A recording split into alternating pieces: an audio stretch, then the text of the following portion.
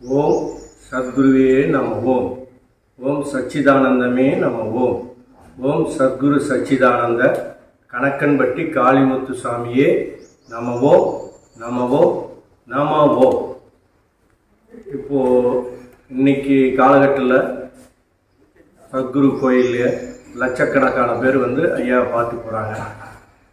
ஆனால் ஐயாவுடைய முழுமை அறியாமல் பார்ப்பவர்கள் தான் அதிகம். சத்குரு என்றால் என்ன? முதல் குரு என்றாலே இருளை நீக்குபவர் குரு.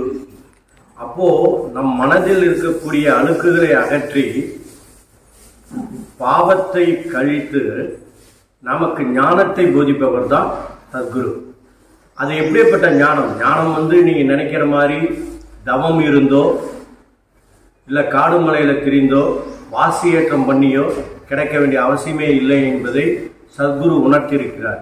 அவர் எப்படி உணர்த்தியிருக்கிறார் அப்படின்னு பார்க்கும்போது, நல்லவனோ கெட்டவனோ நீ நாணயமா நடனார், இல்லறமே நல்லறம்னார். டேய் பாடுபடாம எதுவுமே கிடைக்காதரா அப்படின்னார். அப்போ உண்மையின் உழைப்பின் தத்துவத்தை அங்க மக்களுக்கு நிறைய போதிச்சிருக்காரு. பாத்தீங்கன்னா கள்ள புரட்ட சொல்லுவாரு. அவர்களுடைய உழைப்பினுடைய அமைப்பால் வேர்வையை சிந்த வச்சு அந்த பாவங்களை கழிச்சிருக்காரு. ஆனால் அவரால் முடியாது, இந்த லோகத்தில் எதுவுமே கிடையாது. ஏன்னா அற்புதங்கள்னு சொல்ல போனால் கணக்கில் அடங்கா. நான் அற்புதங்களை சொல்ல நான் வரவில்லை. ஆனால் ஐயாவை பற்றி அறிஞ்சுக்கணும், அதுதான் உண்மை. ஐயானா யாரு? இன்னைக்கு அவரை போகர் அவதாரம் வாங்க, காகபுசுண்டர் அவதாரம் வாங்க, பாம்பாட்டி சித்தர் அவதாரம் வாங்க, முருகனே அவர் தான் அப்படிங்குவாங்க. இதுக்கெல்லாம் அப்பாற்பட்டவர். பிரம்மம் என்றால் தெய்வத்துக்கெல்லாம் அப்பாற்பட்டவங்க தான் ஐயா. இந்த தெய்வத்துக்கு அப்பாற்பட்ட சத்குருவை எப்படி வணங்கணும் அதை தெரிஞ்சுக்கணும். எல்லாம் சத்குருக்கு விருப்பமான டீயை வச்சுக்கிட்டு, கூல்ட்ரிங்க்ஸ் வச்சுக்கிட்டு, புகையில வச்சுட்டு வணங்குறது முக்கியம் அல்ல. அதே மாதிரி அமாவாசை, பௌர்ணமி, புனர்பூச நட்சத்திரம் வணங்குறதும் பெரியதல்ல. இந்த வயிற்று வலியும் தலைவலியும் நமக்கு அமாவாசை பௌர்ணமி பார்த்து வராது, எல்லா நேரத்திலையும் வரும். அப்போ எல்லா நேரத்திலையும் வணங்கக்கூடிய தத்துவத்தை கொண்டவர் தான் குருமார். நம்ம ஐயா இந்த நாள் நல்ல நாள், இந்த நேரம் கெட்ட நேரம் அப்படின்னு அவர் யாருக்குமே எதுவுமே இதுவரை போதித்ததே கிடையாது. அவரை பொறுத்த வரைக்கும் எல்லா நாட்களும் எல்லா நேரமும் நல்ல ஒரு அமைப்போடு. ஏன்னா இந்த உலகம் பிரபஞ்சத்துல நம்ம பிறந்திருக்கோம். இந்த பிரபஞ்ச ரகசியத்தை முழுமையாக அறிந்தவர் சத்குரு. அவரிடம் நாம் அறிந்து கொள்வது என்னன்னா, முதல் இந்த பிறவியை கடக்கணும். பிறவியை கடக்கணும்னா நம்ம ஒவ்வொரு கோயிலா வணங்கி இருக்கிறதுனால கண்டிப்பா கடக்கவே முடியாது. 10 தெய்வங்க கிட்ட அப்ளிகேஷன் போடுறான், எனக்கு இது நடக்கணும், அது நடக்கணும், இது நடக்கணும்னு போறான். 10 தெய்வத்துக்கிட்ட போனாலுமே ஒருவேளை அவனுக்கு காரியம் நடந்துருச்சுன்னா எந்த தெய்வம் செய்ததுன்னு அவனுக்கு தெரியாது. இதுல சத்குரு ஸ்ட்ரிக்டா இருப்பார். இங்க இருக்கிறது அங்க போய் சொன்னா, ஒரு முருகர்கிட்ட சொல்லிட்டு ஐயாட்ட சொன்னா ஐயா ஓப்பனாக சொல்லுவார், ஆண்டிகிட்ட சொல்லிட்டலடா அங்கேயே போடா அப்படிங்குவார். அது எதுக்காக அவர் சொல்றாருன்னா, மனிதனுடைய எண்ணம் ஒருநிலைப்பட்டு பக்குவப்பட்டு இருக்காது. ஒன்றே குலம் ஒருவனே தேவன் என்கிற கருத்தையும் நாடாது. அதனால என்ன பண்ணுவான், இந்த சாமியை மாத்திக்கிட்டே இருப்பான். நாளைக்கு வேப்ப மரத்துல பால் குடிக்குது, அங்க சாமி நல்லா அங்க போய் கொண்டு இருந்தா நல்லா இருக்குன்னா இங்க விட்டுட்டு அங்க போயிடுவான். அப்போ குருமார்களை எப்படி மனசுல ஏகத்துக்கு ஒருத்தர் தான் குரு, பரமாத்மா குரு. அது எந்த குருவா இருந்தாலும் நீ மனதார ஏற்றுக்கொள், மற்ற குருமார்களிடம் ஆசீர்வாதத்தை வாங்கிக்கோ. ஆனா குருங்கிறவர் எதுக்கு வந்தார்? பிரபஞ்சத்துல நோய் தீர்க்கிறது முடியும், அவரால் கஷ்டத்தை போக்கணுமா அதுவும் முடியும், கவலைகள் தீர்க்க முடியும், சோதனையிலிருந்து சாதனை வென்று சாதனை செய்து காட்டிடுவாங்க. ஆனா நீ வந்ததை எப்படி கடக்க போகிறாய்? உன்னுடைய பிறவியை எப்படி கடக்க போகிறாய்? ஏன்னா இந்த லோகத்துல ஆதில இருந்து இது நாள் வரைக்கும் அவ்வை சொன்ன கூட ஒரு கருத்து என்னன்னா, சாகாவரம் கேட்காதரா, இந்த லோகத்துல பிரபாவரம் கேளு. மனிதனாக பிறந்து விட்டாவே பாவ புண்ணியத்துக்கு சம்மந்தப்படாதவங்க யாருமே இல்லை. அப்போ பிறந்துட்டோம், நாம இந்த பாவத்தை கழிக்கணும்.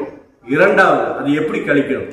ஐயா சொல்ற மாதிரி மலையில ஏறி தவம் இருக்கிறதுனால கழிக்க முடியாது, நிச்சயமா அவருக்கு படைய போறதுனால கழிக்க முடியாது.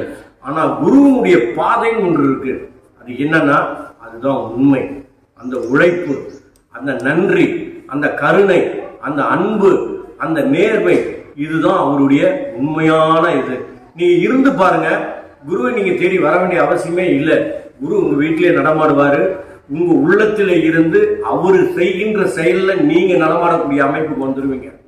இப்போ நம்மளுடைய எண்ணத்தினுடைய வாயிலாக நாம செய்யறது நல்லது கெட்டது அறியாமல்தான் நாம கெட்ட வழியில போய் சில விஷயங்கள மாட்டிக்கிறோம். சில பேருக்கு அறியாத இடத்துல பணத்தை கொடுத்து ஏமாந்தவங்க இருக்காங்க, பணம் வாங்கி கொடுக்க முடியாம ஏமாந்தவங்க இருக்காங்க. இதெல்லாம் இந்த வாழ்க்கையில ஏன் நடக்குது? அப்போ நம்மளுக்கு அந்த வழி தெரியல. அப்போ வழிகாட்டுதல் நமக்கு வேண்டும். இந்த உலகத்துல, பிரபஞ்சத்துல வழிகாட்டுதலுடைய முக்கிய அம்சமாக இருக்கக்கூடியவர் தான் சத்குருநாதர். அதுவும் இந்த லோகத்துக்கு எத்தனையோ குருமார்கள், யோகிகள், ரிஷிகள், ஞானிகள், சித்தர்கள், முனிவர்கள் எல்லாம் வந்துட்டு போயிருக்காங்க. இதுலயே கணக்கம்பட்டி சத்குரு மட்டும் வித்தியாசப்பட்டவர். எப்படி சொல்றேன்னா, எளிமையா வாழ்ந்தாரு. ஏழ்மையை தனது உருவாக்கி கொண்டாரு, தனதாக உருவாக்கி கொண்டாரு. எப்பயுமே அவரை பொறுத்தவரைக்கும் பார்த்தீங்கன்னா ஏழ்மையா இருப்பாரு. அவர் தகாத வார்த்தைகளை பேசுறதா சொல்லி சில பேர் ஒரு காலத்துல ஒதுங்கி போனாங்க. இன்னைக்கெல்லாம் ஐயாட்ட இருக்காங்க. அவர் யாரு தகாத வார்த்தை எதுக்காக சொல்றாருன்னா, நீ செய்த பாவத்தை தான் அவர் திட்டுவாரே தவிர நிச்சயமா உன்னை திட்டி துரத்துன்னு அவசியமே இல்லை. அப்படி போனவங்களாம் இன்னைக்கெல்லாம் ஐயா பாதங்கள்ல விழுந்து கிடக்குறான். காரணம் என்ன? மனிதனா பிறந்தவன் நெஞ்சை தொட்டு பார்த்தா எவனுமே நல்லவனா இருக்க முடியாது. அப்போ அந்த நல்ல வாழ்க்கையில ஏற்றத்தாழ்வு, இன்ப துன்பம், மேடு பள்ளம், இரவு பகல் கடக்காதவன் எவன் இருக்கிறான்? எல்லாருமே கடந்தவன் தான். அப்போ இதுல இருந்து நம்ம எப்படி விடுதலை அடையணும் அப்படிங்கிற தெரியாத தனமா இருக்கிறவங்க தான் அதிகம். அதுக்கு வழிகாட்டியா இருக்கக்கூடியவர் நம்மளுடைய குருநாதர். நம்ம அது இல்லாம எல்லா சித்தாந்த புருஷர்களோட ஐயா மிகப்பெரிய வித்தியாசமானவர். என்கிட்ட ஒரு வாட்டி சொன்னாரு, நமக்கு தெரிஞ்சது தலையான சித்தர்கள்ல 18 பேர்னு சொன்னோம். ஆனா ஐயா சொன்னாரு, 19 பேத்துல நானும் ஒருத்தண்டான்னாரு.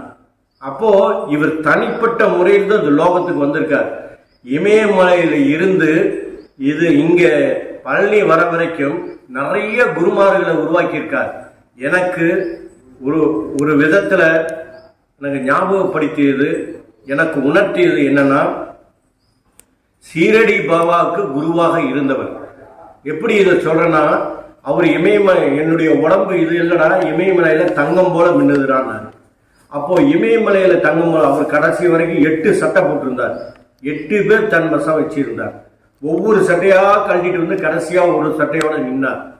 சத்குரு சொன்னால், இது எதனால இதெல்லாம் சொல்றேன்னா, அவரால் முடியாத ஒரு விஷயத்தை நிச்சயமாக அது யாராலையும் செய்ய முடியாது, இறைவனாலையும் முடியாது. அப்படின்னு அவரால் எல்லா காரியங்களும் செய்து முடிக்க முடியும். அவர் ஒரு வினை தீர்க்கக்கூடிய வித்தகராக இருந்தாலுமே அவர்கிட்ட நம்ம எதை பயிலணும் அதை தெரிஞ்சுக்கணும். நேர்மையை உணரணும், உண்மையான உழைப்பை அறிஞ்சுக்கணும். அவரை பொறுத்த வரைக்கும் நீ whatever your duty you do best. உனக்கு என்ன கொடுக்கப்பட்டு இருக்க கடமையை நீ திறன்பட செய்து முடித்து விடு. அதுதான் அவர் விரும்புகிறார். அதுல ஏற்றத்தாலும் இன்ப துன்பம், சாதனை சோதனை இருந்தாலும் மனசார ஏற்றுக்கொள். எது உன்னை நோக்கி வருகிறதோ அதை மனதார ஏற்றுக்கொண்டால் நிச்சயமாக அதுக்கு ஒரு வழி பிறக்கும். நாம ஏத்துக்கவே மாட்டோம். ஐயோ எனக்கு இப்படி அமைஞ்சிருச்சு, நான் இந்த சாமி கிட்ட போனேன் அது நடக்காம போச்சு, இந்த சாமி கிட்ட போனேன் நடக்காம போச்சு. இப்போ நம்ம ஐயாட்ட வரும்போது இவ்வளவு அற்புதங்கள் நடந்தது, அது வேற. ஐயாட்ட யார் தீவிர பக்தரா இருக்கிறானோ நிச்சயம் அவன் சோதனை சந்திக்காம இருக்கவே முடியாது. காரணம் என்னன்னா, அவனுடைய பாவத்தை கழிக்கணும்னா அவன் முன்னால் செய்த பாவங்கள் அவன் செய்கின்ற புண்ணியத்தை தடுக்கும். இது ஐயா காரணம் இல்லை. சில பேர் என்கிட்ட சொன்னாங்க, சத்குருவை கும்பிடுவதால் நாங்க ரொம்ப கஷ்டப்படுறோம், ரொம்ப வேதனைக்குறோம். அப்போ சத்குரு கும்பிடும் போது அவர் என்ன, உங்களுக்கு இருக்கிற அழுக்கு மூடையெல்லாம் தூக்கி அவர் சுமக்கிறவரு, உனக்கு மட்டும் சோதனை கொடுக்கணும் என்ன அவசியம்? யாருக்கும் அவர் சோதனை கொடுப்பதற்காக இந்த லோகத்தில் வரல. அவர் எதிர்பார்த்தது நல்ல ஒரு மனிதன் இந்த லோகத்தில் இருக்கானா, அதுதான் எதிர்பார்த்தார். நல்ல மனிதன் என்றால் என்ன? அவனுடைய தன்னம்பிக்கை உயர்ந்து இருக்கணும், உண்மையான உணர்வு இருக்கணும், உழைப்பின் தத்துவத்தை அறிந்து இருக்கணும், எளிமையை உணர்ந்து இருக்கணும், ஏழ்மையினுடைய உறவை அவன் உறவாடி இருக்கணும். இப்படி இருக்கப்பட்டவங்க அவர் சத்குரு ரொம்ப நேசிச்சாரு. கார்ல வரவன் பணத்தை அப்படியே அள்ளி வீசணும்னா அவருக்கு பெருசல்ல. அவர் நினைச்சாருன்னா இன்னைக்கு உலகத்தையே ஒரு நெம்புகளால் அப்படி புரட்டி போட முடியும். ஏனென்னா நான் அவரை பார்த்திருக்கேன். பஞ்சபூதங்களும் அவருக்கு கட்டுப்பட்டது நான் உணர்ந்திருக்கேன். எத்தனையோ நோய்களை குணப்படுத்தி உணர்ந்திருக்கேன். அது எனக்கு பெருசா தெரியல. ஆனா எல்லா நோயும் குணமாக்குவாரு, எல்லாம் பண்ணுவாரு, அவங்க துரத்திடுவார். மறுபடியும் நீங்க வந்தீங்கன்னா அதை நான் உனக்கு செஞ்சுட்டு எல்லாம் நீ போடான்டுவார். அப்போ அவர்கிட்ட கேட்கறது என்ன? அவர்கிட்ட கேட்கறதுனா நிச்சயமா என்னன்னா இந்த ஞானத்தினுடைய பாடத்தை கேட்கணும். ஞான பாடம் அறியறதுக்கு அவர் சொன்ன ஞானத்தை அறியறதுக்கு ஒரே வழி சொன்னது என்னன்னா, உட்கார்ந்து தவம் இருக்க சொல்லல. அவர் மலைமலையா ஏற சொல்லல, பல தெய்வங்களை வணங்க சொல்லல, காசியில குளிச்சாலும் கர்மம் போகாது என்றாரு. நிச்சயமா கங்கை தீர்த்தத்தினால நீ புனிதமாக முடியாதுன்னாரு. அவர் என்ன சொன்னார்னா, உண்மையா இருந்தா உன் குடும்பத்துக்கு, உன் மனைவிக்கு நல்ல கணவனா இரு, உன் குழந்தைக்கு நல்ல தகப்பனா இரு, உன் நண்பனுக்கு நல்ல நண்பனா இரு, உன் தொழில உண்மையான உழைப்பை காட்டு. இதுதான் அவர் சொன்னார். இப்படி இருந்தாவே சத்குரு நம்ம கூட தான் இருப்பார். நான் அடிச்சு சொல்றேன், சத்தியமான உண்மையை எடுத்து சொல்றேன். ஏன்னா நம்ம உண்மையை மறந்துடுவோம். நம்மளை அறியாம சில நேரத்தில் பொய்ய சொல்லிடுவோம். நம்மளை அறியாம சிலரால ஏமாற்றப்படுவோம், நாமும் ஏமாத்திடுவோம். இதெல்லாம் வராம இருக்குன்னா சத்குரு கிட்ட நீங்க உண்மையா நெருங்கணும்னா, அவர் மனதில் இடம் பிடிக்கணும்னா நிச்சயமாக நேர்மையை கடைபிடிக்காம இருக்க முடியாது. உண்மையான உழைப்பை தொடாம நீங்க அவர் பக்கம் கூட நெருங்க முடியாது. அவர் யார் வேணா வரலாம், யார் வேணா பயன்பெறலாம், எப்படி வேணா போகலாம். பயன்பட்டா அப்படியே அனுப்பிச்சு விட்டுருவாரு. அது வேற விஷயம். ஆனால் எவ்வளவு பெரிய சக்தி நாங்க இருக்கும் போதே எங்களால உணர முடியல. எங்களை கண்ணை கட்டிட்டார். ஏன்னா பழைய ஆட்களுக்கு பூரா தெரியும், ஆகா ஐயா இவ்வளவு. ஏன்னா அவரு ஜீவசமாதி ஆன பிறகுதான் நாங்களாம் அசை போட ஆரம்பிச்சோம். அசை போட்ட பிறகுதான் அவ்வளவு அற்புதங்கள் பண்ணியிருக்காரு. அவர் எதிர்பார்த்ததுன்னா நம்மளால செய்ய முடியலன்னு எனக்கெல்லாம் இன்னைக்கு அந்த வருத்தம் உண்டு. இன்னைக்கு சத்குருநாதர் எல்லா இடத்துலயும் இருக்கார், அது உண்மை. எங்கும் நிறைந்திருக்கார். எங்க இல்ல ஐயா, எந்த ரூபத்துல பார்த்தாலும் அவரு கண்டிப்பா வருவார். யாரோ சொல்லுகின்ற வார்த்தை கூட நமக்கு வேத வாக்கா அமைஞ்சிடும். அது ஐயாவுடைய தீவிர பக்தருக்கு அமையும். ஆனா நாம இருக்கிற காலத்துல பயன்படுத்தலைங்கிறது எனக்கு மிகப்பெரிய ஒரு வருத்தமா இருக்கு. காரணம் என்ன, மிகப்பெரிய ஞான வள்ளல்னு சொல்றாங்க, ஞான ஜோதின்னு நான் சொல்லுவேன். ஏன்னா அந்த ஞானத்தினுடைய பிறப்பிடமே ஐயா தான். அப்போ ஞானத்தை எப்படி அறிகிறது? எல்லாம் சும்மா என்ன இப்போ சொல்றாங்க, வாசி மூச்சு இழுத்து. நான் அப்படிதான் வாசியாட்டெல்லாம் பண்ணிட்டு இருந்தேன். ஐயாட்ட போயிட்டு இருக்கும் போது ஐயா சொன்னாரு, டே எவ்வளவுதான் மூச்சு இழுத்தாலும் ஒரு நாள் மூச்சு நின்று போயிட்டுண்டான்னு. அப்போ இந்த வாசி ஏற்றங்கிறதுலாம் உன்னுடைய உடல் பக்குவமும் மனப்பக்குவத்தை கொண்டு வருவதற்கு. ஆனா ஐயா அழகா ஒரு வழி சொன்னாரு, உண்மையா உள்ளடா, பாடுபடுடா, நேர்மையாயிருடா, உன் குடும்பத்துல உன்னை சார்ந்தவர்கிட்ட நீ நல்லவனாயிடுறா. அது இருந்தாவே போதும். வெளியே நீ எதுவுமே நீ இது பண்ண வேண்டியதில்லை. உனக்கு குடும்பத்துல எது வருகிறதோ, எது உன்னை நோக்கி பயணிக்கிறதோ, அதன் மூலமாக நீ பயணித்து வந்தால் நிச்சயமாக சத்குரு உன்னிடம் தான் வியாபித்து இருப்பார். நீங்க நாம நினைக்கிறோம், நாம தான் இயங்குறோம், நாம தான் செயல்படுத்துறோம், நம்ம என்னதான் விளையாடுறது நிச்சயமா உண்டு. ஏன்னா ஒவ்வொருடைய மனதின் கோட்பாடு அவர்களுடைய எண்ணத்தின் அடிப்படையில் தான் அமைஞ்சிருக்கு. இது உண்மை. ஆனால் உள்ள ஒரு ஆத்மான்னு ஒண்ணு இருக்கு இல்லையா? அந்த ஆத்மக்காரனுடைய அந்த தத்துவத்தை உணர்ந்தவர், இந்த உலகத்தில் இருக்க அனைத்து உயிர்களுடைய தத்துவத்தையும் அவர் அறிந்தவர். எந்த ஒரு மிருகமா இருந்தாலும் சரி, புழுப்பூச்சா இருந்தாலும் சரி, எது இருந்தாலும் அவரிடம் பேசும்.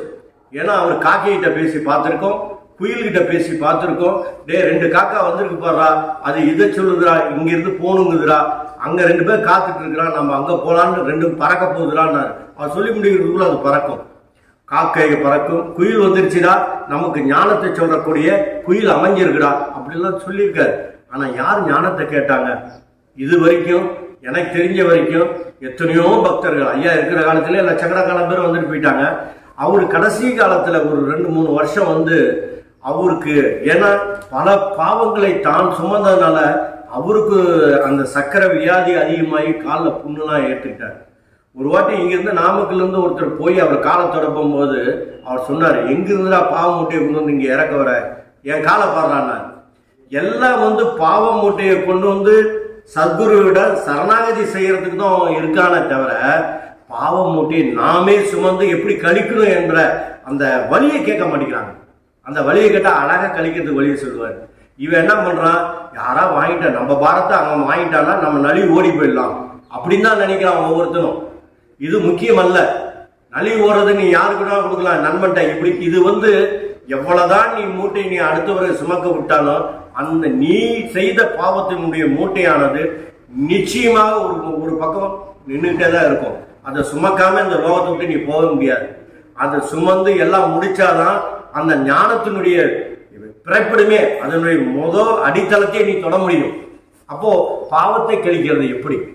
அதான் ஐயா சொல்றார், அழகா சொல்றார். வேடிவே சிந்துங்கிறார், நேர்மையா இருங்கிறார், உண்மையா இருங்கிறார். அடுத்தவங்க புறாமப்படாத. இன்னைக்கு நம்ம ஐயா கோயில் நல்லா உயர்ந்து இருக்கு. எத்தனையோ பேர் ஐயா கூட இருந்தவங்க சரி, சில பேர் அந்த ஐயா கூட இருந்தவங்க ஐயா அங்க உயர்ந்து வர்றதுக்கு பல விதமான குறைபாடுகளை சொல்றாங்க, என்கிட்ட சொல்லியிருக்காங்க. ஆனா நான் என்னை பொறுத்தவரை சொல்லுவேன், ஏன்னா ஐயா ஒரு இடத்துல போய் உட்கார்றாருன்னா அவர் பர்மிஷன் இல்லாம எவனுமே செய்ய முடியாது. இன்னைக்கு மோகன் கையில அந்த ஆலயம் ஒப்படைக்கப்பட்டிருக்குன்னா ஐயானுடைய அனுமதி இல்லாம ஒப்படைக்கப்பட்டிருக்காது.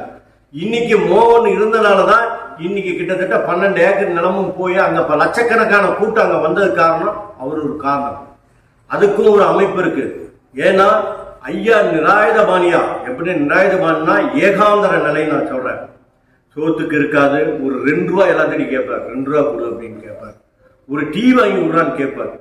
அவர் நினைச்சாருன்னா மாளிகையில் எப்படி வாழலாம் அவரால் முடியாத எதுவுமே இல்லை. ஆனா கெஞ்சினா அது யார்கிட்ட கெஞ்சுவாரு?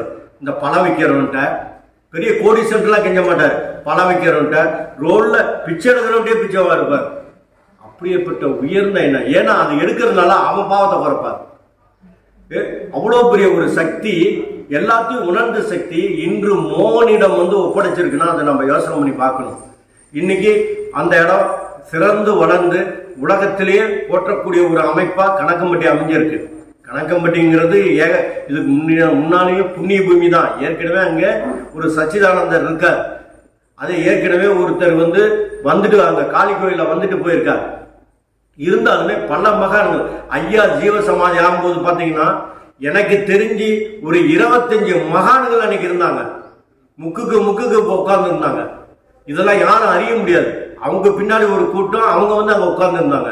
அப்போ ஒரு வாட்டி இடுமன் மலையில சொல்றாரு, என்ன சொல்றாருன்னா, சாமி எல்லாம் கொஞ்சம் ஓரமா ஒதுங்கி உட்காருங்க, எங்க ஆளுங்கெல்லாம் வர போறாங்க, அவங்களுக்கு நான் சொல்லணும், அவங்களுக்கு நான் எடுத்து சொல்லணும், உலக நடவடிக்கை எடுத்து சொல்லணுங்கிறாரு. நாங்களாம் போயிட்டோம். போன பிறகு நான் ஒரு தூரமா பாக்குறேன். அவர் ஒரு கல்லு திட்டு மேல உட்கார்ந்துருக்காரு. அவர் சுத்தி ஒரு 25 நாய் இருக்கும். எல்லாம் குத்துக்கால் போட்டு இப்படி உட்கார்ந்துட்டு இருக்கு, ஏதோ கேட்கிற மாதிரி. இவரும் புகையில வாயில போட்டுட்டு இப்படி பேசிட்டு இருக்காரு. ஒவ்வொரு நாய் ஊழ விடுது, ஒவ்வொரு நாய் குலைக்குது. இவர் பாட்டுக்கு எல்லாம் கேட்டுட்டு இருக்காரு. சரி, அப்ப கொஞ்ச நேரத்துல இவர் எந்திரிக்கிறா, எல்லா நாய் போகுது. டே சாமி, எல்லாம் முடிஞ்சதுடா, எங்க சபை கலைஞ்சிருச்சு, எல்லாம் வாங்கலாம் அப்படின்னா. அப்படின்னா என்ன அர்த்தம்? அவரால் முடியாது என்ன இருக்கு? எத்தனை மகான்கள், எத்தனை சித்தர்கள் இன்னைக்கு ஐயானுடைய பாவையை பார்த்துட்டு இருக்காங்க. என்கிட்ட ஒரு வாட்டி சொன்னாரு, நான் தான் 8ஆம் நம்பர் காரன், சனிக்கிழமைக்காரனை பார்த்தாதாண்டா எல்லாமே ஆகுன்னாரு. அப்போ இந்த 8க்குரியவர் சனீஸ்வரனுடைய அதிபதியா இருந்தாலுமே, 8ஆம் நம்பர் காரனா இருந்தாலுமே, இன்னைக்கு சனியினுடைய அனுமதி இல்லாமல் யாருமே உயர முடியாது. சனியின் அனுமதி இல்லாம யாருமே ஞானம் பெற முடியாது. அவர் சொன்ன இன்னொரு வார்த்தை இருக்கு, 7, 8, 9 என் கையில் இல்லடா, அங்கிட்டு இங்கிட்டு எங்கிட்டு போனாலும் என்ன பார்க்காம நடக்காதானார். அப்போ 7, 8, 9 அவர் கையில் இருக்கும்போது நம்ம அவரை கெட்டியா பிடிச்சிக்க வேண்டாமா? அங்க எவனா இருந்தாலும் அவரை பார்க்காம நடக்காதுன்னு பகிரங்கமான வார்த்தையை உதித்தவர். அப்போ அவரை பிடிச்சுக்கணும், நம்ம வாழ்க்கை தத்துவத்தை அறிஞ்சுக்கணும். அவரு இந்த பிறவியை கடக்கக்கூடிய மிகப்பெரிய சக்தி அவர் வச்சிருக்காரு. நீ எவ்வளவுதான் கடல்ல நீந்தினாலுமே நிச்சயமா அந்த அலையினால மறுபடியும் கரைக்கு வந்துதான் தீர்ந்தாகணும். ஆனா அடுத்த கரைக்கு போகணும்னா ஐயானுடைய பாதத்தை நீ கெட்டியா பிடிக்கணும். ஐயானுடைய பாதத்தை பிடிக்கிறது மட்டுமல்ல, அவருடைய வழியில நடக்கணும். அவருக்கு வழிங்கிறது என்னன்னா உண்மைதான், உழைப்பு தான், நேர்மைதான். இதுல போங்க, நிச்சயமா உங்களுக்கு ஞானம் வேண்டும் என்றால் அந்த ஞானத்தினுடைய பாதைக்கு வழிகாட்டுவார். உங்க எண்ணத்தை டைவர்ட் பண்ணுவார். இன்னைக்கு ஐயா கூட இருக்கும் போது கொலகாரன், முள்ள மாதிரி முடிச்சவைக்கு ஏமாத்துறவன், திருடுறவன், பொய் பேசுறவன் நிறைய பேர் இருந்தார். கடைசியில போகும்போது அவன் வேத வாக்க பேசிட்டு போனான். அந்த தெய்வீக வாக்கு அங்க அந்த அளவுக்கு ஐயா அவனை ட்ரைன் அப் பண்ணியிருந்தார். அவங்க சுத்தி இருந்தாலும் சில வார்த்தைகள் நாம கேட்கும் போது இவன் வாயில இப்படி ஒரு வார்த்தை கிடைக்குமாங்கிறது ஒரு அற்புதமாக இருந்தது. அப்படியேப்பட்ட உயர்ந்த சக்தி உடைய நம்ம குருநாதரை எப்படி வணங்கணும், அதே மாதிரி உன் குடும்பத்தை ஐயாவை எப்படி ஏத்துக்கணும். ஒண்ணு தகப்பனா ஏத்துக்கிறியா, இல்ல தாயா ஏத்துக்கிறியா, இல்ல தாத்தாவா ஏத்துக்கிறியா, இல்ல நண்பனா ஏத்துக்கிறியா, இல்ல உன் புருஷனா ஏத்துக்கிறியா, இல்ல உன் குருவா ஏத்துக்கிறியா. இந்த இறைவன் பொறுத்த வரைக்கும் நீ எந்த விதத்துல ஏத்துக்கிறியோ அந்த விதத்துல அவரு இருப்பார். ஒரு வாட்டி ஒரு பொண்ணு வந்து அப்பா அப்பா நீ தான்ப்பா எனக்கு எல்லாம் அப்படின்னு. அப்பா அவர் சொன்னாரு, ஏன் எனக்காக நீ பிறந்த அப்படின்னாரு. ஆனா சொன்னா அந்த பொண்ணுக்கு ரொம்ப வருத்தமாய் போய் உட்கார்ந்துச்சு. ஏய் மாரியம்மா இங்க வா மாரியம்மா, அழகா கூப்பிட்டார். அழகா கூப்பிட்டு அதுக்கு சொல்ல வேண்டிய கருத்து எல்லாம் சொன்னார். அப்போ கருணையினுடைய வடிவம் ஐயா, இரக்கத்தினுடைய தன்மையை உணர்ந்தவர் ஐயா. அவரை எப்படி பிடிக்கணும், அவரை எந்த ரூபத்துல நம்ம போய் அணுகணும். சும்மா நம்ம ரூபங்கிறது நான் என்ன சொல்றேன்னா, நமக்குள்ள இருக்கக்கூடிய ரூபம் எப்படின்னா அது உண்மையா இருக்கா, நேர்மையா இருக்கா, நிதானமா இருக்கா, ஏமாத்தாம இருக்கா, திருடாம இருக்கா, பொய் பேசாம இருக்கா. இந்த ரூபத்தை நாம் வரவழைத்து அவரிடம் மண்டிட்டு மன்றாடினால் நிச்சயமா இந்த உலக பந்தங்களிலிருந்து விடுதலை பெற்று சத்திய லோகத்திற்கு போகக்கூடிய ஒரு வழியை காட்டுவார். இன்னைக்கு ஐயா எங்க இருக்காரு? சத்திய லோகத்தில் இருக்கார். சத்திய லோகத்தின் அங்கே இருக்கக்கூடிய தலைமை பீடத்தில் அமர்ந்திருக்கார். தங்க சிம்மாசனத்துல உட்கார்ந்து இருக்கார். அவர் எப்படி நம்ம அணுகணும்? மிக உயர்ந்த சக்தியை இன்னைக்கு என்ன சொல்றாங்கன்னா, சத்குருவே சரவணன் 108 தடவை சொல்லிட்டா போதும், அவருக்கு டீ வச்சு படையல் போட்டு கும்பிட்டா போதும், அவரை சத்குரு நம ஓம் சத்குருவே சரணம் சத்குருவே நமக அப்படின்னு சத்குருவே துணை இப்படி சொன்னா போதாது. அவர் வழியை நீ எப்படி கடைபிடிச்ச? உண்மையா இருந்தியா, ஏமாத்தாம இருந்தியா, பொய் பேசாம இருக்கணும். ஐயாவுக்கு ரொம்ப பிடித்தமான ஒரு விஷயம் என்னன்னா பொய் பேசக்கூடாது. பொய் பேசாம இருந்து பாருங்க, ஐயா உங்க பக்கத்துல பொய் பேசுறதுக்கு பலவிதமான நாடகங்கள் ஆடுவார். ஆனா பொய் பேசாம இருக்கணும்னா கடைசி வரைக்கும் அரவணைச்சு வச்சுக்கணும். ஏன்னா எவன் ஒருவன் நம்மளுடைய சத்குரு சச்சிதானந்த காளிமுத்து சுவாமியை குருவா ஏற்றுக்கொண்டானோ அவன் பல வழிகளில் சோதனைகளுக்கு உட்பாவான், நிச்சயமாக உட்படுவான். நான் எதுக்காக சொல்றேன்னா, குருவா ஏற்றுக்கிட்டா சிசின்ற நம்ம ஒரு வாத்தியத்தை படிக்கும் போது நம்ம ஸ்கூல்லயே படிச்சிருக்கோம், தப்பு பண்ணா குச்செடுத்து அடிக்கல. அந்த மாதிரிதான் நாம மிகப்பெரிய வாத்தியத்தை படிக்கிறோம். வாழ்க்கை தத்துவத்தை உணரக்கூடிய ஒரு மிகப்பெரிய ஒரு தத்துவத்தின் அதிபதி, ஞானத்தினுடைய தெய்வம், ஞான வல்லல், மிகப்பெரிய சித்தாந்த புருஷர்களுக்கெல்லாம் தலைமை பீடத்தில் அமர்ந்திருக்கக்கூடிய மிகப்பெரிய சக்தி. அவரை போய் நம்ம அணுகும் போது எப்படி அணுகணும்? இன்னைக்கெல்லாம் கோயில் இருக்கவங்களும் சரி, நம்ம கோயில வரவங்க சர்வசாதாரணமா ஐயாவை நினைச்சிட்டு இவ்வளவு ஒரு சாதாரண சித்தர் அப்படின்னு நினைச்சிட்டு போறாங்க. அப்படிலாம் நினைக்க முடியாது ஐயாவை. இன்னைக்கு 17வது சரீரங்கிறாங்க, பாம்பாட்டி சித்தருங்கிறாங்க, போகருங்கிறாங்க, சுப்பிரமணியரே இவருதாங்கிறாங்க, காகபுசண்டர் இவருதாங்கிறாங்க. எப்படி இதெல்லாம் சொல்றாங்க? அவங்களுக்கு அந்தந்த ரூபத்தை காட்டுறாரு. இவர் பிரம்மம் அல்லவா? உலகத்திலே மிகப்பெரிய கடவுள் பிரம்மம் தான். இந்த பிரம்மத்தினால் முடியாதது எதுவுமே கிடையாது. ஆனா அந்த பிரம்மம் என்று அறியறதுக்கு எங்களுக்கு எப்போ முன்னாடி அறிய முடியல. அவர் இருக்கிற காலத்துல அறிய முடியல. காரணம், அவர் எங்களுக்கு வைத்த பணியும் அவர் நடந்துகிட்ட முறையும் எங்களை கண்ணை மறைத்து விட்டது. ஆனால் அவர் ஜீவசமாதி ஆன பிறகு அவருடைய நிலையை பழைய ஆட்கள்லாம் நீங்க நல்லா யோசனை பண்ணி பார்த்தீங்கன்னா, பழைய சிந்தனைகளை அவங்களை கொண்டு வரும் பொழுது ஐயாவுடைய முழுமையை அவங்க உணர்ந்துருவாங்க. ஐயா விஸ்வரூப காட்சி காட்டியிருக்காரு, ஆஞ்சநேயரா காட்டியிருக்காரு, சிவபெருமானா காட்டியிருக்காரு. நிச்சயமாக பாம்பு தலையில சுருட்டி அப்படி படம் எடுத்து பார்த்தவங்கன்னா இன்னைக்கு உண்டு. சிவபெருமான் ஆஞ்சநேயரா விஸ்வரூபமா நின்று போனதை நானே பார்த்திருக்கேன். எவ்வளோ அவரால் சாமி நாமக்கல் இருக்க ஆஞ்சநேயர் நீங்களா அப்படிங்கும் போது இடுமலையில நடந்து போறாரு. ஒரு துண்டை பின்னாடி கட்டிட்டு வாழு மாதிரி நடந்து போறாரு. திடீர்னு பார்த்தா மிகப்பெரிய உருவமா தெரிஞ்சது. இப்படிப்பட்ட மிகப்பெரிய சக்தி வாய்ந்தரை நாம சர்வசாதாரணமா நினைக்கிறோம்.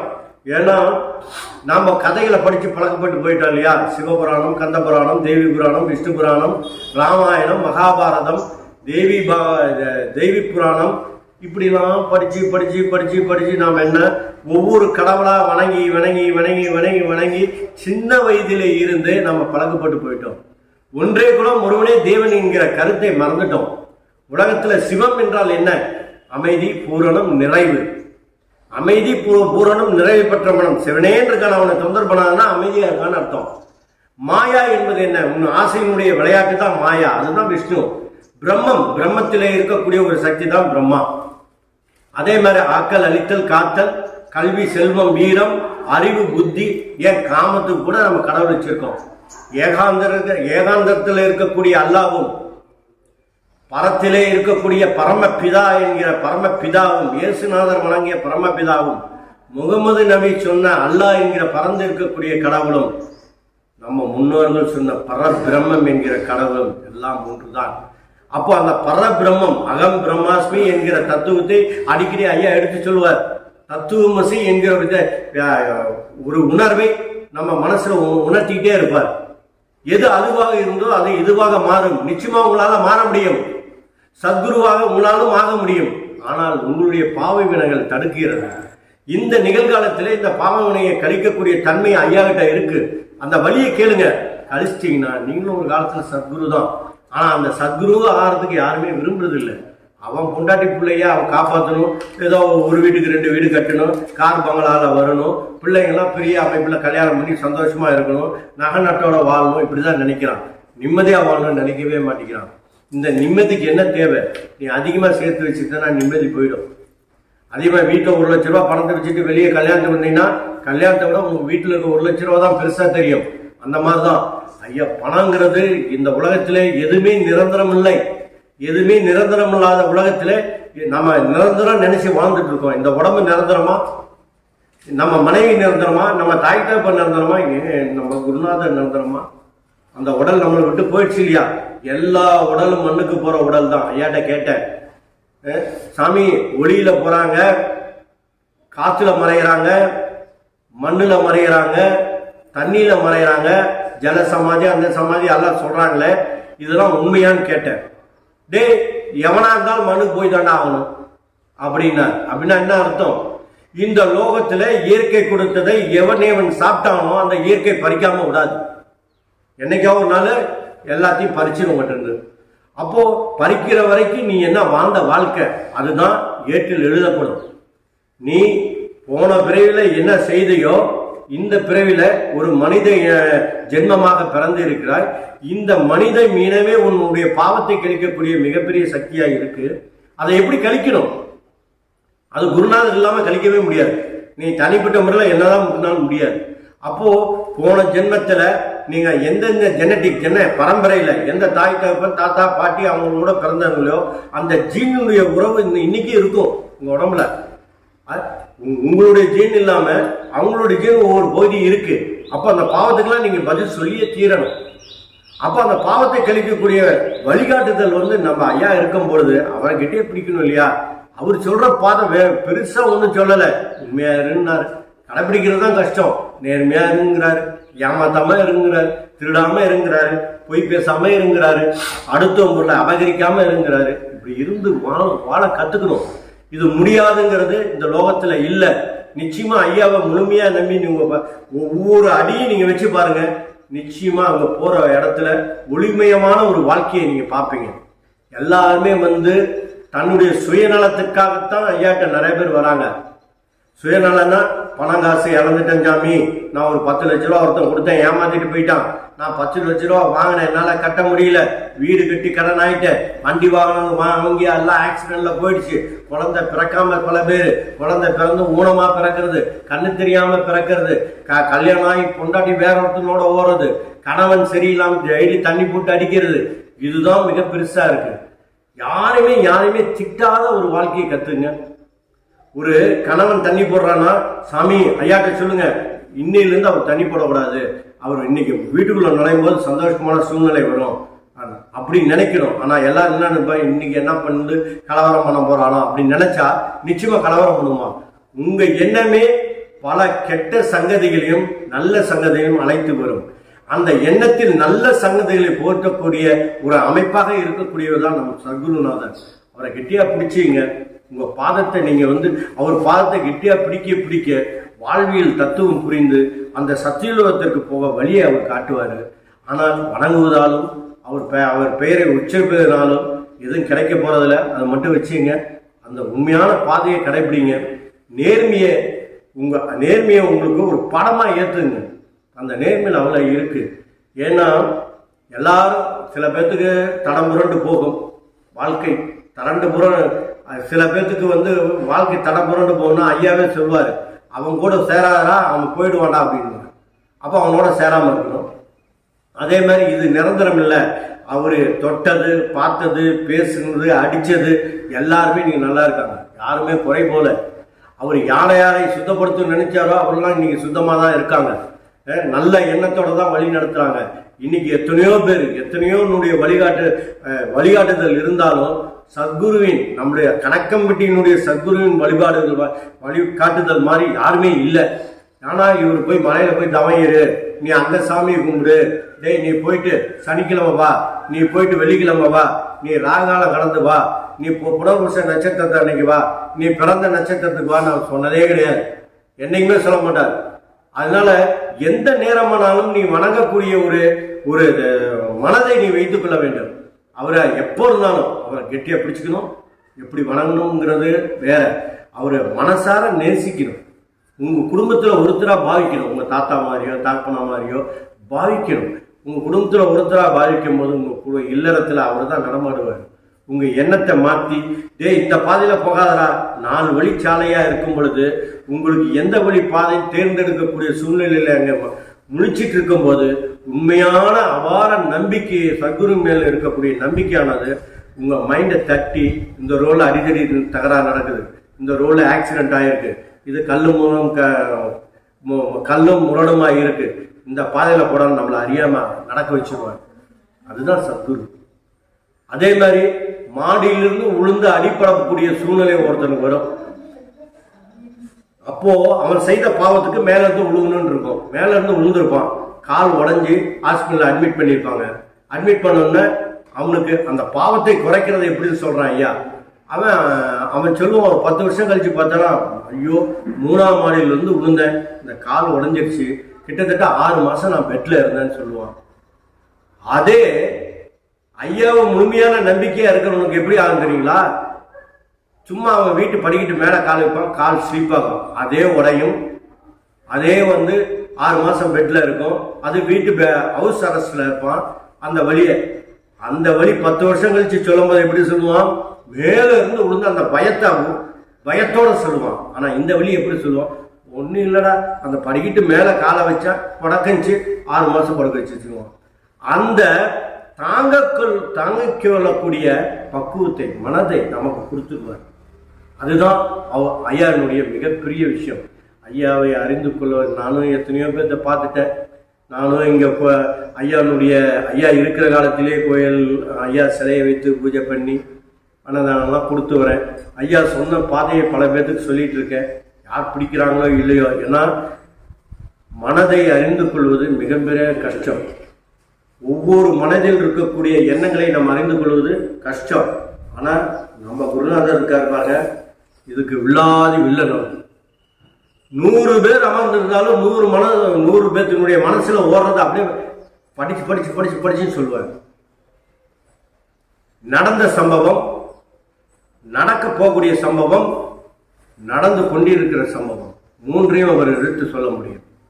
முக்காலத்தையும் உணர்ந்தவர். 3 லோகம். இந்த லோகம் எத்தனை லோகம் இருந்தாலும் அத்தனை லோகத்தையும் கடந்து வந்தவர். பாவத்தினுடைய அவர் ஒரு நீதிமான், சத்தியமான், தர்மசீலர், சத்திய தர்மத்தினுடைய முக்கிய தலைமை பீடத்தில் உட்கார்ந்து இருக்கிறார். அவரால் ஏன்னா நீதிமான் எதுக்கு சொல்றேன்னா, அவர் ஒரு வாட்டி சொன்னாரு, வானுக்கும் மண்ணுக்கும் நடுவில் இருந்து பேசுறா சாமி, என் வார்த்தையை விண்ணுல இருக்கணும் கேட்டாகணும், மண்ணுல வாழணும்னு கேட்டாகணும், நான் தாண்டா நீதி தராசு அப்படின்னா. அப்போ அவர் எப்படிப்பட்ட ஒரு அமைப்போட இருக்கார், ஒரு நீதிமான். அந்த நீதிமான்கிட்ட சப்போஸ் இன்னைக்கு இறைவனே எல்லாம் இருந்தாலுமே ஐயாட்ட போறதுக்கு பயப்படணும். அங்கிருந்து துர்வாசகர் வந்தார்னா மும்மூர்த்திகள் எந்திரிச்சு உட்காரணும், எந்திரிச்சு நிக்கணும். இல்லை என்றால் துர்வாசகர் சாபம் விடுவார். துர்வாசகருடைய சாபம் என்னன்னா, யாருக்கு சாபம் விடுறாரோ அந்த பவர் அவர் உடம்பு குறையவே குறையாது. அப்போ அப்படியேப்பட்டவர் வரும்போது எப்படி இருக்கும்? அப்போ துர்வாசருக்கு எப்படி இந்த பவர் வந்தது? வசிஷ்டருக்கு எப்படி பவர் வந்தது? அகத்தியருக்கு எப்படி பவர் வந்தது? நந்திதேவருக்கு எப்படி பவர் வந்தது? நம்ம ஐயாவுக்கு எப்படி பவர் வந்தது? இதெல்லாம் உணர்ந்து பார்த்தீங்கன்னா அவங்க போன பாதை போனா சத்திய தர்ம பாதை. சத்திய தர்மத்தை அவங்க மறக்கவே இல்லை. அந்த சத்திய தர்மம் தான் அவங்க மிக பெருசா கொண்டு வந்தது. அந்த பாதையை நம்மளை வரைச்சுடுறாரு. நாம எதுவுமே அங்க போறது, நம்ம கஷ்டத்தை நம்ம சொல்லதான் அங்க போறோம். நம்ம வேதனையை தீக்க தான் போறோம். நம்மளுடைய துன்பங்களை அகற்றக்கு தான் அங்க போறோம். நம்ம பொருள் கேட்டு தான் போறோம் அவர்கிட்ட. ஆனா அவர்கிட்ட கேட்க வேண்டியது ஞானத்தினுடைய ஒரு பீடம் அல்லவா கேட்கணும். அவரு லோகத்துல நமக்கு ஒரு இடம் வேணும்னு கேட்கணும் இல்லையா? அந்த சத்திய லோகத்துல அந்த சத்குருனுடைய இடத்துல நமக்கும் ஒரு இடம் கிடைக்கணும்னு கேட்கணும் இல்லையா? அப்படியே கிடைக்கணும் கேட்கும் போது அந்த உண்மை, நேர்மை, நிதானம் அந்த பாதையில நீங்க கடக்க வேண்டாமா? அப்படி கடந்தாதானே நீங்க சாதிக்க முடியும். இல்லறத்திலே நாம அதை சாதிக்க முடியலையே. கொண்டாட்டிகிட்டே பொய் பேசிட்டு ஏமாத்துறவன் இருக்கான். பசங்களை கிட்ட பொருள் கொடுக்காம ஏமாத்துறவன் இருக்கான். பசங்க கொடுக்குற பொருட்களே ஏமாத்துறான், பசங்கள் ஏமாத்துறாங்க. இப்படி இருக்கிற குடும்பம்லாம் இப்படி வளர்ச்சி அடையும். ஒரு காலத்துல யாருமே இந்த லோகத்துல, எனக்கு தெரிஞ்சு நாமக்கல்ல கிட்டத்தட்ட 6-7 ஜமீன். இந்த ஜமீன்லாம் நீங்க ஒண்ணுலாம் போச்சு. கண்ணுக்கு என்ன தூரம் வரைக்கும் சொந்தம் சொன்ன முதுகா ஜமீன் இன்னைக்கு ஒண்ணுமே இல்லை.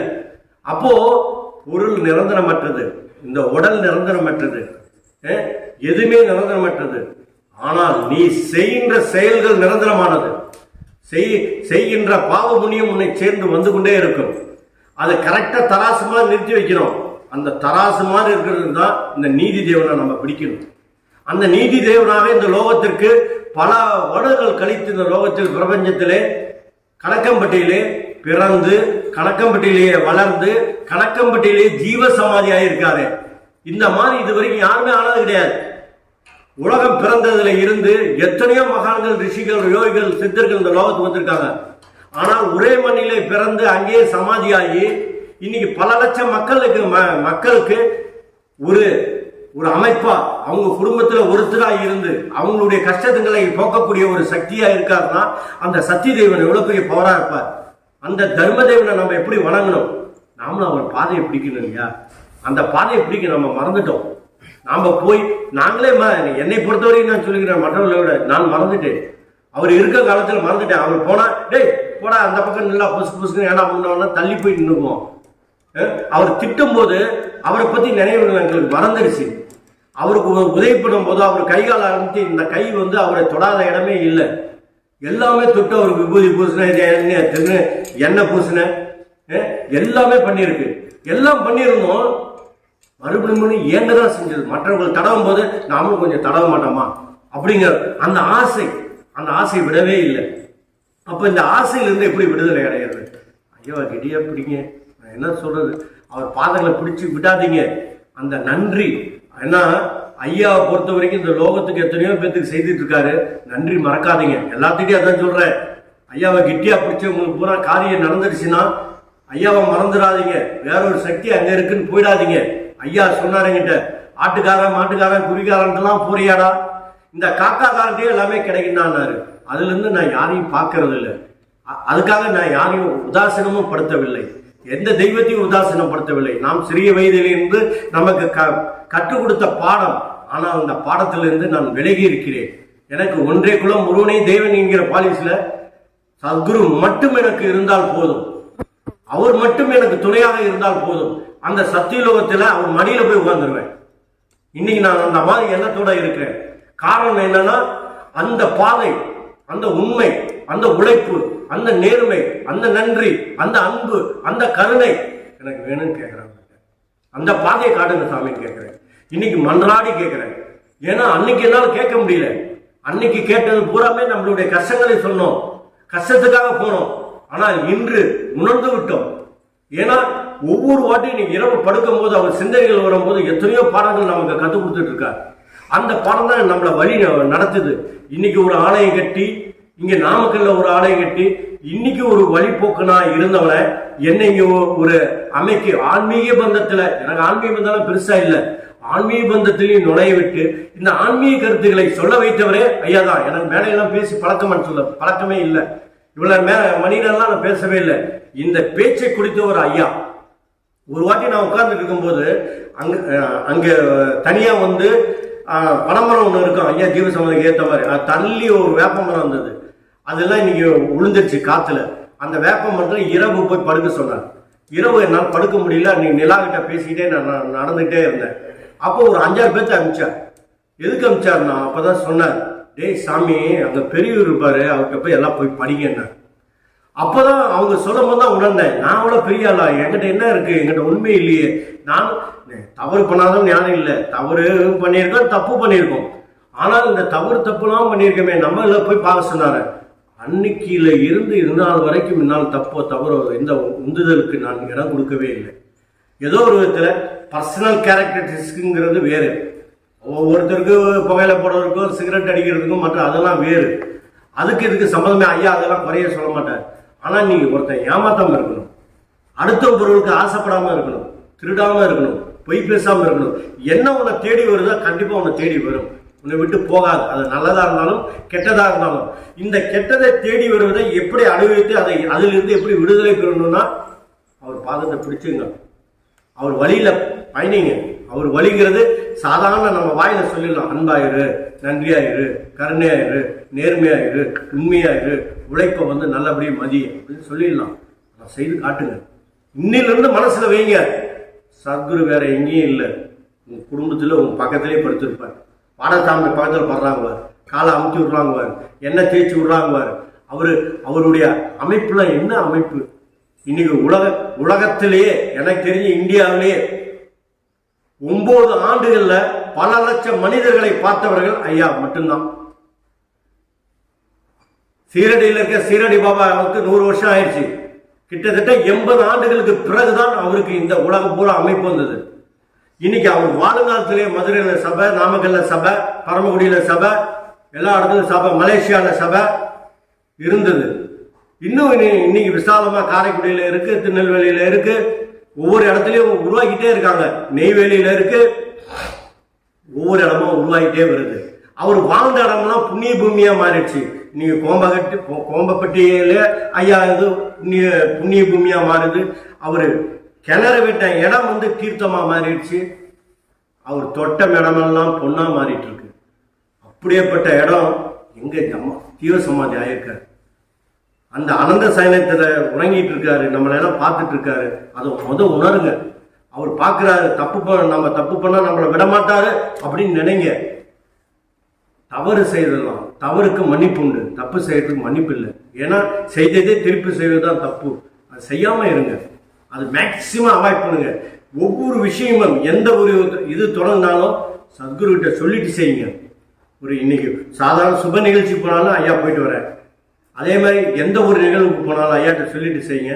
நிச்சயமா அந்த வழி உங்களுக்கு விசாலமா வழி விட்டு இருக்கும். அதே மாதிரி நீங்க எந்த தொழில் ஆரம்பிச்சாலும் சத்குருட்ட சொல்லிட்டு செய்யுங்க. அதே மாதிரி உங்க பாவத்தை கழிக்க ஐயாட்ட கேளுங்க. பாவத்தை கொடுக்க கேட்காதீங்க, கொடுக்க போகாதீங்க. பாவம் அவர் சுமந்த வரைக்கும் போதும். எவ்வளவோ சுமந்துட்டார், எவ்வளவோ அவர் கடந்து வந்துட்டார். எத்தனையோ பிறவிகள், கிட்டத்தட்ட ஆயிரக்கணக்கான வருஷங்கள் வாழ்ந்துட்டு இருக்கார். அத்தனை பிறவிகள் கடந்து வந்துட்டார். அவர்கிட்ட போய் இன்னும் பாவத்தை கொடுத்துட்டே இருந்தா என்ன அர்த்தம்? அவர் சுமந்துருவார், அசால்ட்டா சுமந்துருவார். ஆனா உன் பாவம் மட்டும் அவர்கிட்ட அப்படியே தான் இருக்கும். என்னைக்கா ஒரு நாள் நீங்க அவரை வெறுக்கும் போது அந்த பாவம் மட்டும் உனக்கு சேர்ந்து வந்துடும், தானா வந்துடும். அவர் கொடுக்க மாட்டார். உன் எண்ணத்தினுடைய விளைவுதான பாவம், அது அவர்கிட்ட இருக்கும் எப்பயுமே. நாளைக்கு நீ ஒதுங்கும் போது தானா அந்த பாவம் வந்துடும். அதனால பாவம் முட்டையை ஒதுக்காதீங்க. அவர்கிட்ட பாவத்தை கழிக்கக்கூடிய ஒரு வழியை கேளுங்க. அதுதான் சிறப்பான அம்சமாக இருக்கும். அந்த வழிக்கு வந்து அவர் ஏற்கனவே சொல்லியிருக்காரு. உண்மையா இருந்தார். உலகத்திலே மிகப்பெரிய மந்திரம் என்னன்னு கேட்டதற்கு ஓங்காரமா மற்றதான் அவர் சொல்லல, உண்மையா இருந்தான்னு தான் சொன்னார். அதான் மிகப்பெரிய மந்திரம்னார். அப்போ உண்மையா இருக்க கத்துங்க. நீங்க எல்லாத்துக்கிட்டும் உண்மையா இருக்கணும் இல்ல, உங்க மனைவிட்ட இருங்க, உங்க பிள்ளைகிட்ட இருங்க, உங்க நண்பர்கிட்ட இருங்க, நீங்க தொழில இருங்க. அதே மாதிரி நீங்க உண்மையா இருக்கிறதுனால உங்களுடைய ஆணவத்தினால் மற்றவனும் உண்மையா இருக்கணும் நீங்க நினைக்கவே நினைக்காதீங்க. உங்க மனைவி கூட ப்ரெஸ் பண்ணாதீங்க, இம்ப்ரெஸ் பண்ணாதீங்க, பிள்ளைகளை இம்ப்ரெஸ் பண்ணாதீங்க. உங்க பாதையை நீங்க சொல்லுங்க. ஐயா அப்படிதான் இருப்பார். அவர் சொல்றத சொல்லி போயிட்டே இருப்பார். பிடிச்சா பிடிச்சிக்கோ, இல்லைன்னா போயிட்டா போடா, நான் சொன்னேன் நீ கேட்கல, விழுந்துட்டேன், நான் என்னடா பண்ணிட்டோம். ஒரு வாட்டி உட்கார்ந்து பேசிட்டு இருக்கும்போது, சாமி மழை வருமான்னு கேட்டார். வராதுன்னு வராதுன்னு சொல்லிட்டு மேலே பார்க்கலாம், டக்குன்னு ஒரு வானவில் தெரியுது. பார்த்துன்னு அவர் சொல்றார், மழை வருண்டா சாமி, நான் கொட்டாய்க்கு போறேன், நீ பின்னாடியே வாங்க. அவர் சொன்னோன்னே நான் வானவில் பார்த்தோம்னா துப்புன்னு கீழே விழுந்தேன்னு அவர் சொன்ன வார்த்தை, டே பொசுக்குன்னு விழுகுறியடா சாமி, விழுந்தா நான் இல்லடா உன்னை தூக்கி விழுந்தேன், வாடா சாமின்னார். அப்போ அந்த வார்த்தையெல்லாம் இன்னைக்கு நினைக்கும் போது, அவ்வளவு கருணையோட இருந்த ஒரு தெய்வத்தை நாம் மறந்து விட்டோமே. அவர் இருக்கும் காலத்துல சும்மா போய் காலை தொட்டு கும்பிடுவோம், அவர் சொல்றதை கேட்டு கல்லை புரட்டுவோம், மண்ணை தள்ளி விடுவோம், கரும்பு சோகையை எடுத்து போடுவோம், இதுதான் செஞ்சமே தவிர அவர் மேல கருணை காட்டலையே, அவர் மேல நன்றி விசுவாசம் வைக்கலையே அப்படிங்கிற ஒரு எண்ணம் இன்றும் என் மனதிலே அப்படியே கொண்டுகிட்டே இருக்கு. இருந்தாலும் இப்போ நினைக்கிறோம், நிச்சயமா ஐயா இருந்தா கேட்டுட்டு இருப்பாரு, இங்கேதான் இருக்காரு. அவர் சொன்னாரு, நான் தான் அங்கேயே இருக்கலடா, நான் ஒரு வாட்டி அவர் முன்னாடி போகும்போது, இங்க வாடா சாமின்னாரு. கூப்பிட்டு, நான் தான் அங்கேயே இருக்கலடா, ஏன்டா புசுக்குன்னு முன்னாடி இருக்க, அங்கிருந்தே படிடா போடான்னாரு. அந்த மாதிரி படிப்பை சொல்லி கொடுத்து அந்த பாடத்தை கற்றுக் கொடுத்தாரு. எனக்கு தெரிஞ்சது கொஞ்சம் கட்டுறது கைமண் அளவு, ஏன்னா அவர் மாதிரி உலகளவில் நம்ம கற்றுக்கல. இந்த கைமண் அளவே மிகப்பெரியது எனக்கு. ஏன்னா அவ்வளோ நம்ம பாடங்கள் சொல்லியிருக்காரு. நல்லவனோ கெட்டவனோ நீ நாணயமா என்னடா. எப்படின்னா, ஒரு நண்பரை பற்றி குறை சொல்ல போனேன், சாமி இவன் சரியில்லை, இவன் ஏமாத்துறானே, இவன் திருடுறானே, பொய் பேசுறானே அப்படின்னு சொல்ல போனேன். அதுக்கு அவர் சொன்னாரு, அவன் நல்லவனா கெட்டவனோ முக்கியம் இல்லை, நல்லவனா கெட்டவனோ நீ நாணயமா நடானார். மற்றவரை குறை சொல்வது அவருக்கு பிடிக்காது. அப்படின்னா நான் நாணயமா, நீ நம்ம மனசாட்சி தொட்டு நான் நல்லவனா கெட்டவனா நம்ம பார்க்கணும். ஒரு வாட்டி வீடு வேண்டாம், நான் தோல்னா பைய தூக்கி போட்டு கைலாசத்துக்கு போயிடுறேன், போற வழி போற கும்பிட்டு போயிடுறேன் அப்படின்னாரு.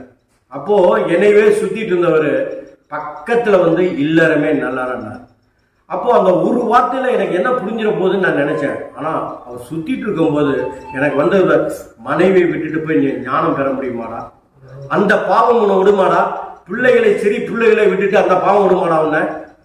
அப்போ இல்லத்தை எதுக்குடா கல்யாணம் பண்ண, அதுக்கு சொல்றாரு, ஏண்டா சாமி கல்யாணம் நீ பண்ணியா நான் பண்ணட்டுமா, நான் பண்ணனா அப்படின்னாரு. அப்படின்னா என்ன அர்த்தம், நான் என் சுகத்துக்காக கல்யாணம் பண்ணி சுகத்துக்காக பிள்ளையை பெற்றுக்கிட்டு அந்த பிள்ளைகளை காப்பாற்றாம நான் கைலாசம் போய் என்ன பண்ண, சன்னியாசம் வாங்கி என்ன பிரயோஜனம், இதை காப்பாற்றவே வக்கல், நீ எங்கடா வெளியே போற அப்படின்னாரு. அப்போ அவர் சொன்னார், காடு மலை திரிந்தாலும், தவம் இருந்தாலும், காசியில் குளித்தாலும், ராமேஸ்வரத்துக்கு படுத்து உறங்கினாலும் உனக்கு பாவம் கழியாதுடா, உண்மையா இருடா. ஒரே வார்த்தை, உண்மையா இருடான்னார். அப்போ அந்த உண்மைங்கிறதுக்கு எவ்வளவு பாடம். அந்த உண்மைதான் ஞானம், ஞானத்தினுடைய வழிகாட்டுதே அந்த உண்மைதான், அந்த நேர்மை தான், அந்த நிதானம் தான். அவர் சொன்னாரு, ஒரு வாட்டி நான் இதெல்லாம் முடிச்சுட்டு ஜீவசமாதி ஆகுது ஒரு 6 மாசம் ஒரு 7-8 மாசம் முன்னாடி மோகன் சாலைக்கு முன்னாடி ஒரு வேப்ப மரம் இருக்கு, அந்த இடம் சுத்தம் பண்றான்னாரு. நானும் இந்த ஹரிங்கிற பையனும் சுத்தம் பண்ணோம். சுத்தம் பண்ணா அவன் பண்ணிட்டு தூங்கிட்டான், நான் மட்டும் முடிச்சுட்டே இருந்தேன். அப்படி போனவரே திரும்பி வந்தாரு, சுத்தம் பண்ணீங்களா அப்படின்னா, சுத்தம் பண்ணிட்டேன். டேய் சாமி, உங்ககிட்ட அந்த அறிவு நேர்மை நிதானம் இருக்குல்ல, என் கூட வாடா சாமின்ட்டு இன்னைக்கு வேப்ப மரத்துல இருக்கும் அந்த கல் உருளை, அந்த கல் மேல உட்காந்து எனக்கு பதிலா நீ இருந்து பாடா சாமி, நான் அப்ப அங்கிட்டு போயிட்டு வரேன் அப்படின்னாரு. இந்த வார்த்தையெல்லாம் அன்னைக்கு கேட்டு அது எனக்கு பெருசா தெரியல. எப்படா அந்த கல்லுல உட்கார்ந்தோ, அந்த கல் பயங்கர சூடா இருக்கும், வெயில உட்கார வச்சிட்டாரு, எப்படா எந்திரிக்கணும்னு ஆயிடுச்சு. எனக்கு பூ உழுவுது ஐயா தலைங்க, எப்படா எந்திரிக்கணும்னு ஆயிடுச்சு. ஆனா அவ்வளோ பெரிய ஒரு அம்சத்தை கொடுத்து நான் ஏமாந்து விட்டேன், நான் கை நழுவு விட்டுட்டேனுங்கிற போது எனக்கு ரொம்ப வருத்தமா இருக்கு. எனக்கு அவ்வளோ உயர்வான என்னை வெண்ணிலா அசந்தாடி வருது பாரு அப்படின்னாரு, பெரியவரேன்னு கூப்பிட்டாரு, நாயக்கரேன்னு கூப்பிட்டாரு, அது இல்லாம ராமமூர்த்தின்னு கூப்பிட்டாரு. ராமமூர்த்தி இங்க வாங்க அந்த கல்லை புரட்டுங்க அப்படிங்குவாரு. அதே மாதிரி நான் ஒரு வாட்டி எல்லா வேலையும் என்னை ஒருத்தனே வேலை செய்ய வச்சார் ஜக்கம்மா கோயில. கிட்டத்தட்ட 2 மணி நேரம் வேலை செய்து என்னால முடியல. கரும்பு சோகையை எடுத்து போட, முள்ளை எடுத்து போட எல்லாம் முடியல. அன்னைக்கு ஒரு 20 பேர் சும்மா தான் இருந்தாங்க.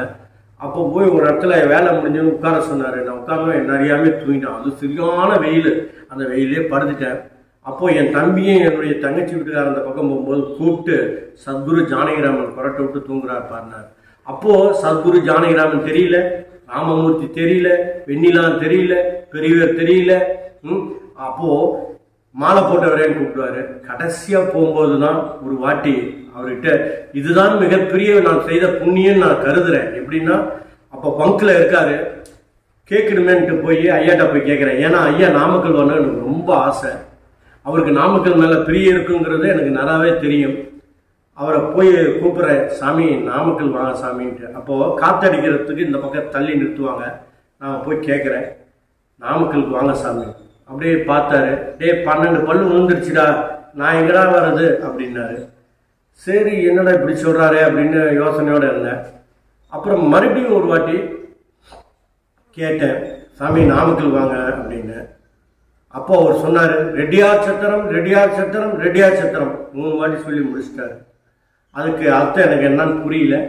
அதுக்கப்புறமா என்ன பண்ணேன், இனிமேல் நாமக்கல் வாங்க கூப்பிடக்கூடாது அவர அப்படின்னு ஒரு 5 நிமிஷம் கழிச்சு நேராக போய் ஐயாட்ட போய், சாமி நீங்கள் எங்கே போய் அங்கேயே எங்களையும் கூப்பிட்டு போங்க அப்படின்னு. அப்படியே ஒரு நிமிஷம் ஆடி போயிட்டாரு.